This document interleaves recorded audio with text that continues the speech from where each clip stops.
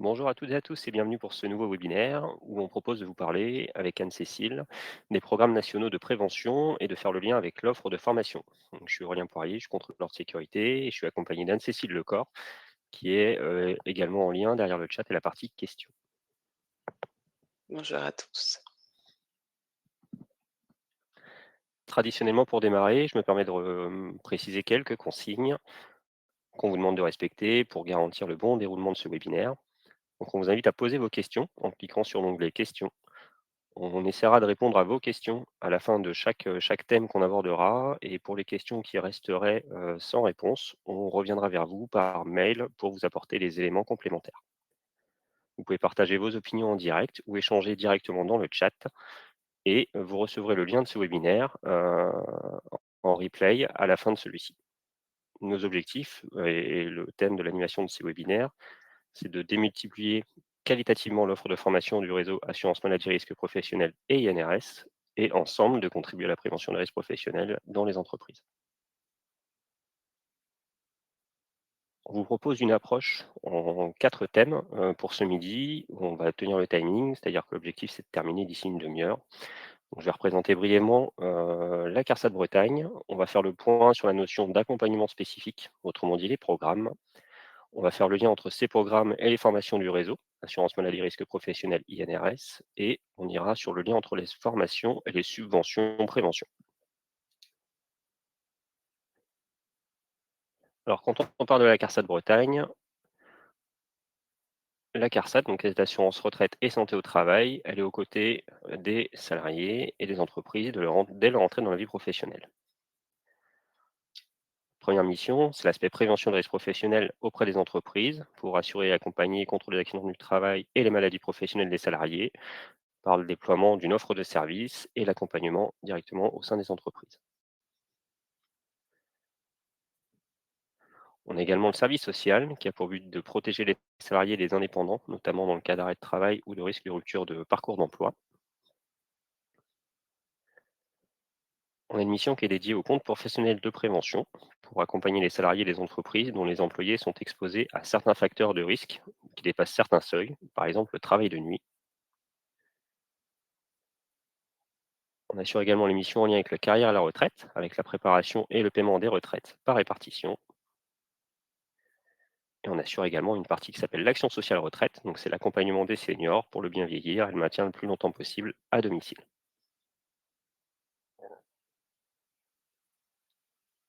Je vous propose maintenant de vous présenter les notions d'accompagnement spécifique, autrement dit les programmes de prévention qui sont déployés au cours de ce qu'on appelle la COGE, donc la Convention d'objectifs et de gestion, à horizon 2023 jusqu'à 2028.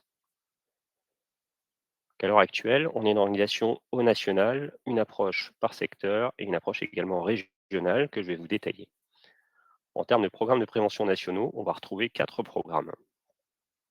Un premier programme qui s'appelle TMS Pro. Donc, c'est un programme qui vise à accompagner les entreprises pour identifier, évaluer et réduire les risques de troubles musculo-squelettiques et de lombalgie. Donc, TMS Pro. On a un deuxième programme qui s'appelle Prévaté, qui comporte plusieurs volets. Un premier volet concernant la sinistralité, pour accompagner les établissements dans lesquels la fréquence et la gravité des accidents de travail sont élevés. Un volet chute, pour les établissements dans lesquels une chute a entraîné une incapacité permanente d'au moins 20%. Et un volet accident de travail grave et mortel pour les entreprises et les établissements dans lesquels un accident grave ou mortel est survenu. On trouve également un programme de prévention dédié aux risques chimiques qui a pour but d'identifier, d'évaluer et de réduire l'exposition des travailleurs à des substances chimiques dangereuses. Et on parle notamment des produits dits CMR, cancérigènes, mutagènes, reprotoxiques, avec plusieurs volets d'approche également. Et une approche également, et un dernier programme qui concerne les risques psychosociaux, avec un objectif qui est d'évaluer, d'identifier, réduire les risques professionnels associés aux risques psychosociaux. On le détaillera tout à l'heure et la formation est un support à l'ensemble de ces programmes de prévention qui sont déployés. On a également une approche dite sectorielle et une approche dite régionale que je vais maintenant vous détailler. En termes d'approche sectorielle, on a une approche qui concerne le secteur sanitaire et médico-social, avec pour objectif d'identifier, évaluer et réduire les risques dans ce secteur d'activité. Une approche sectorielle particulière qui concerne l'univers intérim pour identifier, évaluer et réduire les risques du secteur du travail temporaire, avec une approche dans les entreprises utilisatrices et également avec les agences d'emploi. On a une approche sectorielle en lien avec bâtiments travaux publics pour identifier, évaluer et réduire les risques de ce secteur d'activité. On a également une approche qui concerne l'absentéisme atypique dans les établissements pour lesquels un fort taux d'absentéisme est constaté, type arrêt de travail, maladie professionnelle. Et enfin, une approche régionale au travers d'un plan d'action régional qui s'appelle Livraison plus sûre, qui a pour objectif d'améliorer la sécurité des opérations de livraison et de transport en entreprise. Encore une fois, la formation, dite démultipliée, va devenir un support à l'ensemble de ces programmes pour accompagner les établissements. En termes de synthèse, pour vous donner quelques chiffres, quand on parle du programme TMS Pro en France, c'est 9 000 établissements qui sont accompagnés. Quand on parle du programme Risque Chimique Pro, c'est 6 000 entreprises. Quand on parle de l'approche dédiée au programme de prévention des risques psychosociaux, on est sur 1 500 établissements accompagnés. Et en termes de programme prévention des accidents de travail, Prévaté, 6 500 établissements accompagnés. En complément, les approches sectorielles que j'évoquais tout à l'heure. La formation, elle s'inscrit dans le cadre d'une offre de service de l'assurance maladie risque professionnel et INRS au sein d'une autre offre de service plus globale que je vous ai détaillée ici. Vous retrouvez des outils d'évaluation des risques type OIRA, des dépliants les brochures constitués en lien notamment avec l'INRS, des brochures tuto PREF pour l'accueil des nouveaux. Je reviendrai plus tard sur le webinaire, sur le volet des aides financières spécifiquement en lien avec la formation. Je ne sais pas si vous avez des questions, quelqu'un vous propose de prendre 2 3 minutes pour y répondre.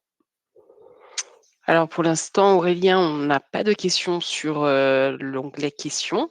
Alors n'hésitez pas, sachez que de toute façon, si on n'a pas forcément le temps ou la réponse sur l'instantané pour répondre aux questions, on fera, en fait une réponse au niveau par mail, en fait, à l'issue du webinaire. Donc n'hésitez pas, hein, vraiment si vous avez des questions à utiliser, l'onglet, questions juste à côté du chat.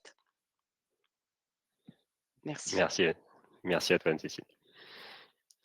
Je vous propose de continuer la présentation et je vais aborder le lien maintenant avec les formations au sein du réseau Assurance Maladie, Risque Professionnel et INRS. En préambule, je vous dirais que les formations, elles ne sont pas faites entièrement pour coller, spécifiquement à un programme. On verra que pour le dispositif Prévaté, on a une formation qui a été déployée et qui colle, de façon un peu plus dense, mais la formation reste un support aux actions d'accompagnement des préventeurs et de façon plus globale de la CARSAT aux établissements. L'objectif du réseau, il est toujours le même, c'est de rendre les entreprises autonomes et de les accompagner à la mise en œuvre d'une démarche de prévention qui est dite globale, mobilisatrice et pérenne. Donc, quand on parle des formations, on parle bien des formations qui sont démultipliées et que je vais détailler dès à présent. On a fait un premier focus sur le dispositif de formation, évaluation des risques professionnels, analyse des accidents de travail, EVRPAAT. Ce dispositif, il fonctionne sur une base d'habilitation. C'est un dispositif qui est nouveau, avec des documents qui sont accessibles sur la page de l'INRS dédiée à la démultiplication. Ce dispositif-là, il a été conçu pour répondre spécifiquement, comme je disais tout à l'heure, aux établissements qui sont sélectionnés dans le programme Prévaté, notamment les volets Prévaté chute, donc avec des chutes qui génèrent plus de 20% d'incapacité partielle permanente, et le volet Prévaté sinistralité, des établissements dans lesquels une forte sinistralité a été constatée sur ce qu'on appelle chez nous une triennale. Si vous avez des questions spécifiques sur ce dispositif de formation, on pourra également, alors je me permets de le préciser ici, on pourra également, répondre à vos interrogations et si vous le désirez, caler des temps d'échange, par visio, auquel cas je vous incite à prendre contact avec nous par mail avec les coordonnées qu'on vous communiquera à la fin de ce webinaire.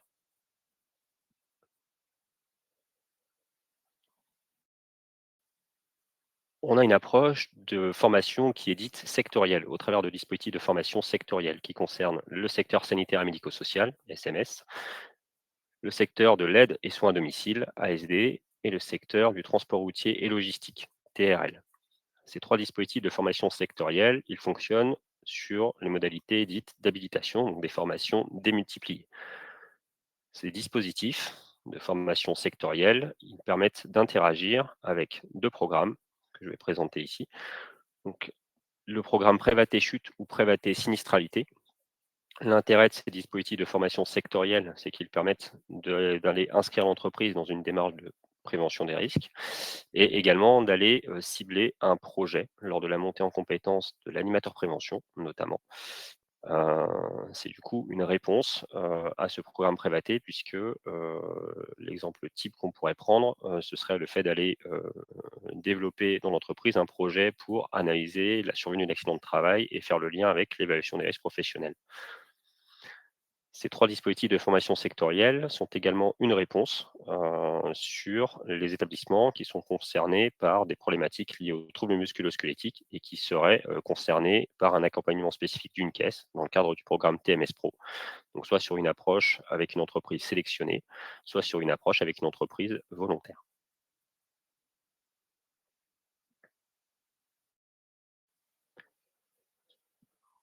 On trouve ensuite d'autres dispositifs de formation que vous connaissez, les dispositifs de formation prévention des risques des troubles musculo-squelettiques, donc TMS, qui fonctionnent sur l'habilitation, les dispositifs de formation prévention des risques liés à l'activité physique PRAP-IBC, lui aussi basé sur le fonctionnement de l'habilitation, et les dispositifs de formation prévention des risques de l'activité physique en PRAP-2S, donc secteur médico-sanitaire médico-social. Ces offres de formation-là, elles viennent s'inclure dans, le programme TMS Pro, puisqu'elles permettent, d'aller, détailler et déployer une démarche de prévention et monter en compétence, les acteurs, voire des formateurs au sein des entreprises.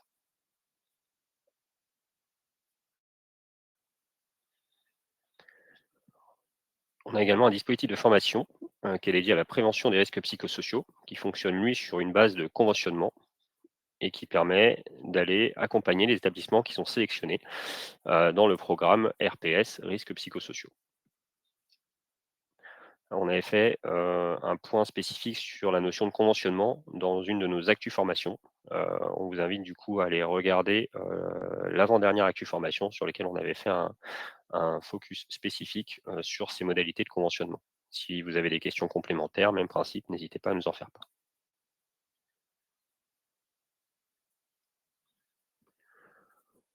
On a un dispositif de formation qui concerne la prévention des risques chimiques et CMR, donc cancérigènes, mutagènes et reprotoxiques, qui fonctionne également sur une base de conventionnement et qui vient s'inclure dans l'accompagnement qu'on propose aux entreprises pour les établissements qui sont sélectionnés dans le programme dit RC Pro, risque chimique pro.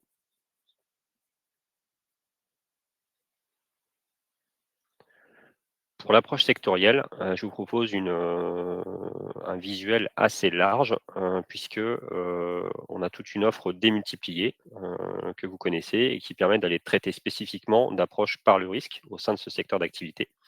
On va retrouver par exemple le dispositif CATEC pour les certificats d'aptitude à travailler en espace confiné dans le domaine de l'eau et de l'assainissement qui fonctionne sur l'habilitation.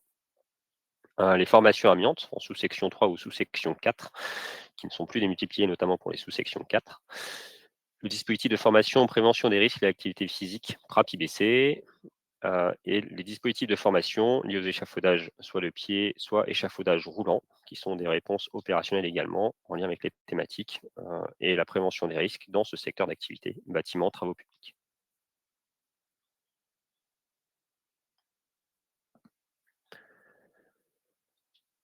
Quand on regarde sur l'approche sanitaire, enfin l'approche sectorielle pardon, en sanitaire et médico-social, on a encore une fois, plusieurs dispositifs qui permettent d'aller s'inclure et d'accompagner l'établissement en lien avec, cette approche sectorielle.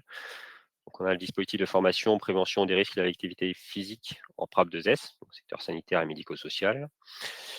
Le dispositif de formation sectorielle en sanitaire et médico-social, SMS, et le dispositif de formation sectorielle en aide et soins à domicile, ASD, que j'évoquais tout à l'heure.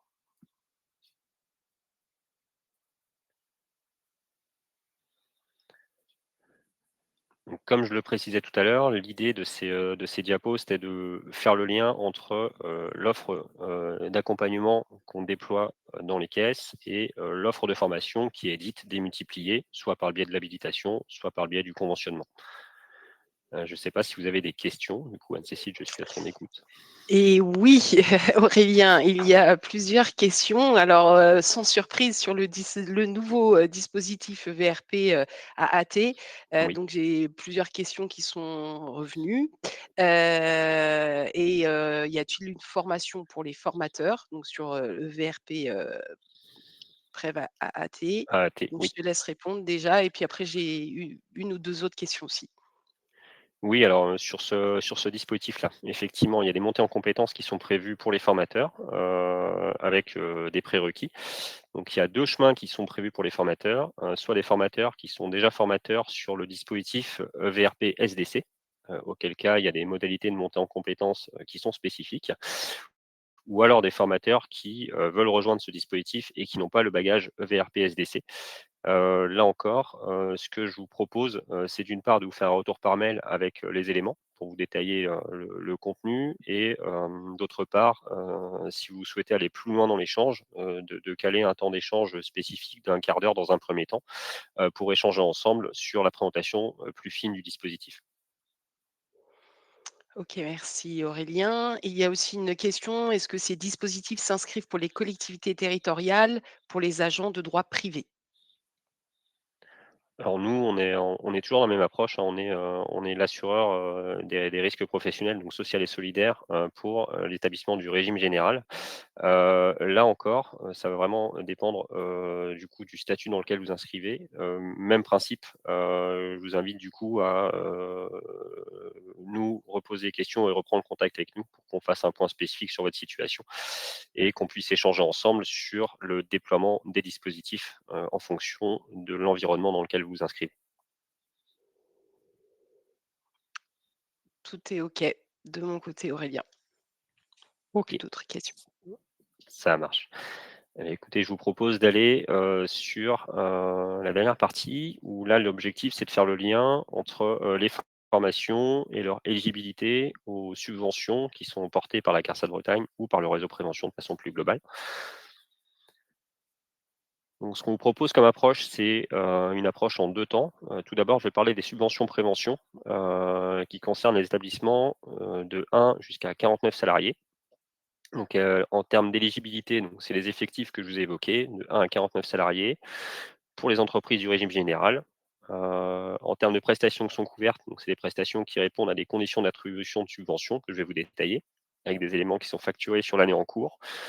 Des montants de subventions qui sont au minimum de 1 000 € et qui peuvent aller jusqu'à maximum 25 000 €, avec quelques exclusions, donc notamment en ce qui concerne les organismes de la fonction publique. Des exclusions également si, l'établissement, fait l'objet d'une injonction en cours et une exclusion également si l'établissement fait l'objet d'un contrat de prévention qui est en cours.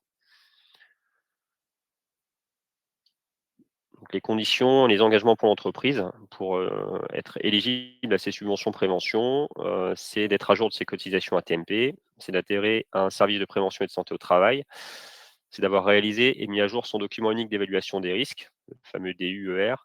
Alors là, là-dessus, nous, on fait le lien avec l'offre de service et un outil que je présentais tout à l'heure qui s'appelle OIRA et également le fait d'informer les instances représentatives du personnel, des investissements prévus et de la demande de financement réalisée.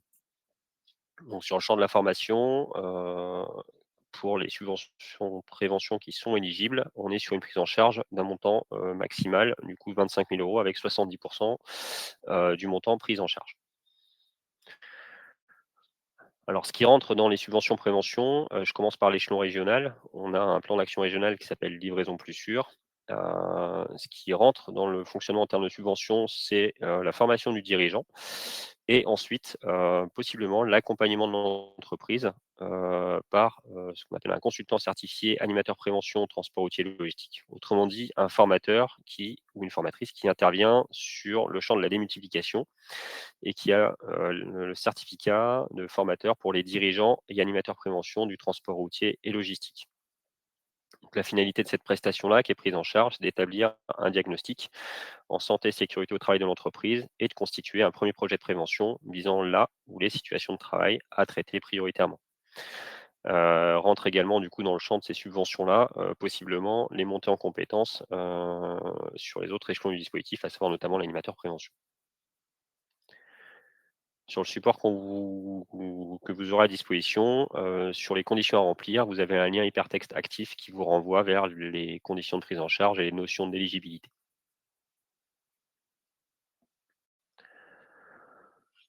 Toujours sur le champ de la formation, en termes de subvention prévention, on évoquait tout à l'heure le programme RC Pro, risque chimique. Donc on a une subvention qui existe, et qui permet de financer, la formation d'une personne ressource risque chimique, salariée de l'entreprise, toujours avec ce plafond, donc 70 du montant hors taxe et pour les entreprises jusqu'à 49 salariés. Donc pour que la formation elle soit finançable, elle doit répondre aux 3 conditions suivantes, hein. Donc elle doit être dispensée sur la base du référentiel de l'INRS, dispositif de formation, prévention des risques chimiques et CMR, autrement dit qu'elle fasse l'objet d'un conventionnement. La formation, elle doit être délivrée par un formateur qui est certifié par l'INRS. Et la formation, elle doit répondre aux prérequis, c'est-à-dire elle doit avoir une durée d'au moins 14 heures, qui doit permettre à la personne de l'entreprise d'acquérir les compétences nécessaires à l'animation et à la mise en œuvre de la démarche de prévention des risques chimiques, en intégrant notamment la formation à l'outil CERICH. Donc là, on est sur une formation qui vient s'inscrire spécifiquement, notamment dans le cadre de l'accompagnement proposé sur le programme RC Pro.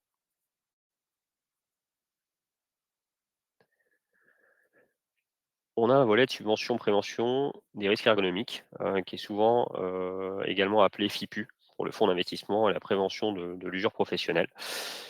Donc, ces subventions prévention des risques ergonomiques, elles sont, déployables quelle que soit la taille de l'établissement. C'est-à-dire qu'on n'est pas limité en termes d'effectifs, y compris pour les établissements de plus de 200 salariés.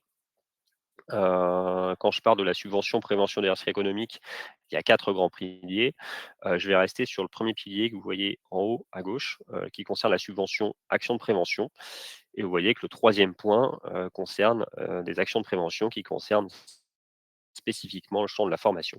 Donc ce que je vous propose, désormais, c'est de faire le lien sur les formations qui sont, du coup finançables au travers de cette, subvention prévention des risques ergonomiques. Donc on est toujours sur les mêmes bases. On est sur des formations qui doivent être dispensées par les organismes habilités, par le réseau prévention, donc assurance maladie risque professionnel, INRS.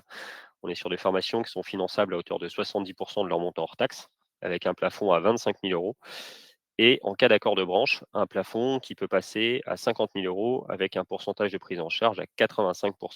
Donc là encore, si vous avez des questions à ce sujet, on pourra vous envoyer, le lien qui concerne, les accords de branche existants à ce jour.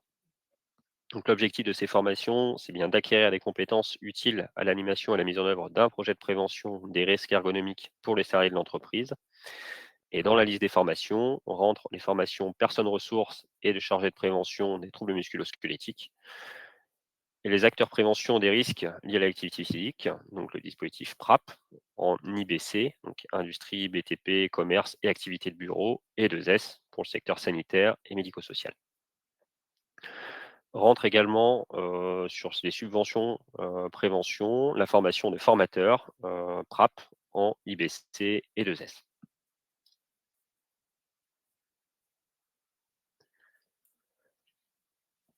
J'ai fait une deuxième diapo où là, je fais plutôt le lien avec les dispositifs dits sectoriels.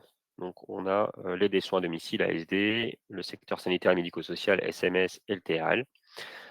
Donc cette subvention, prévention des risques ergonomiques, elle permet également des prises en charge, des formations dédiées aux dirigeants, afin qu'ils développent et managent la prévention. Donc sur l'ensemble des dispositifs, structure d'aide et soins à domicile, établissement du secteur sanitaire et médico-social et dans le secteur transport routier et logistique, y compris voyageurs. Elle concerne également la montée en compétences des animateurs prévention dans le secteur de l'aide et du soin à domicile ou des établissements du secteur sanitaire et médico-social et dans le secteur du transport routier et logistique.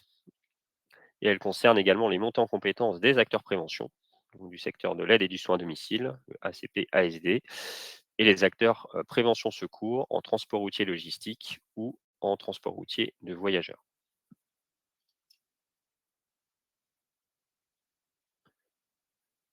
On se permet de vous rappeler, les modalités de demande d'une subvention depuis Net Entreprise, qui peuvent être des questions qui vous sont posées parfois. Donc les modalités, c'est que l'entreprise, elle va se connecter à Net Entreprise via son compte entreprise et une fois qu'elle est connectée, sur son volet à gauche, elle a un champ sur lequel elle peut cliquer, qui lui permet de demander sa subvention prévention directement en ligne.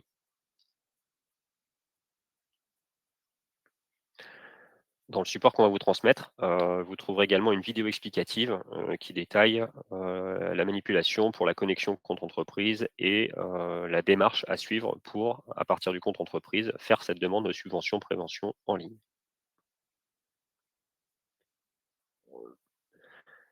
Et c'est le temps où je reviens vers vous pour les questions. Oui, Aurélien, alors une question un petit peu plus générale, mais peux-tu expliquer la différence entre, l'habilitation, le processus, voilà, de l'habilitation et le conventionnement que l'on voit qui est, voilà, qui est pour certaines formations et pas pour d'autres? D'accord. Eh bien, écoutez, je vais essayer de faire court et de l'expliquer, en restant, générique pour pas trop vous perdre. La partie habilitation. On est, sur quelque chose qui est porté par le réseau assurance maladie risque professionnel et INRS, c'est-à-dire que c'est un processus qui va d'abord se déployer, en caisse, puis au national.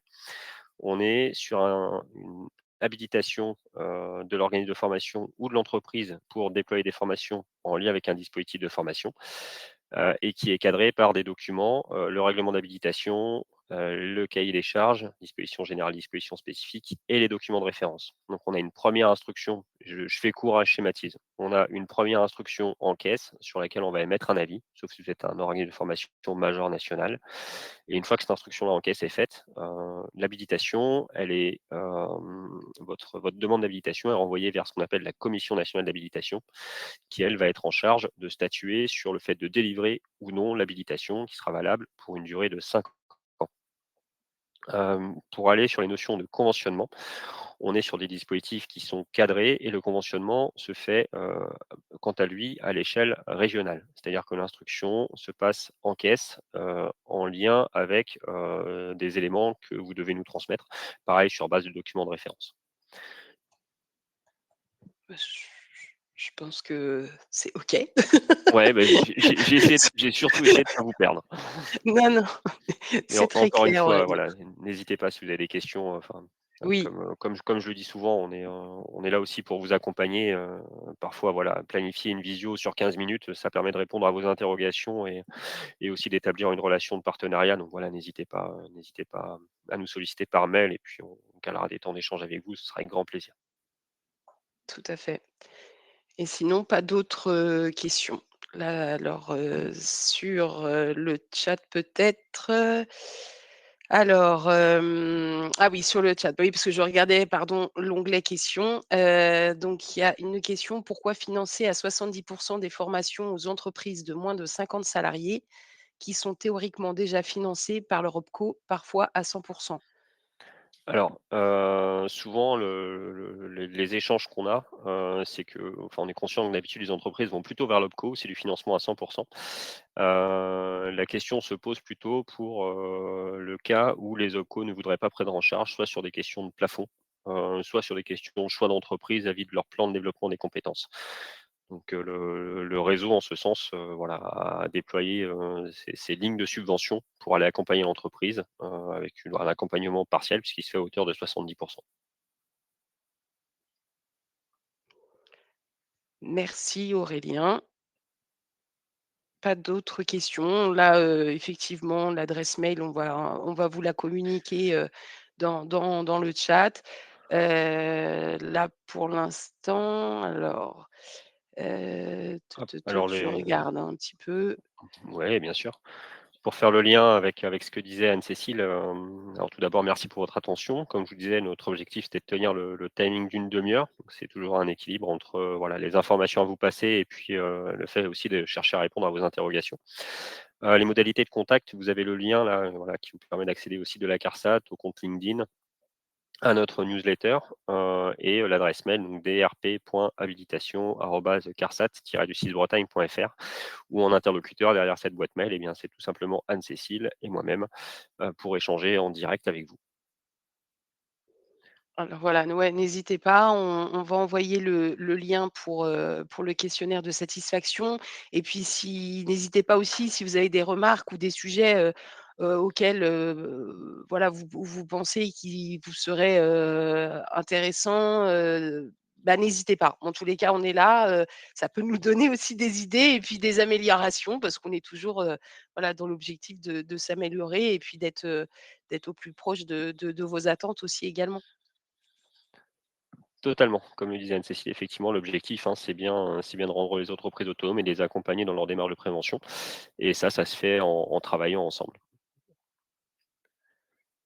Bien écoutez, je profite de ce temps pour vous souhaiter de belles fêtes de fin d'année et puis, comme le disait Anne-Cécile, n'hésitez pas à nous faire part de vos retours, par le questionnaire de satisfaction, pour voilà, qu'on puisse prendre en compte vos remarques et puis vous préparer d'autres webinaires en intégrant et vos remarques et les thématiques qui vous intéressent. Merci à vous, bonne journée. Merci, merci de votre présence. À bientôt. Au revoir. Au revoir.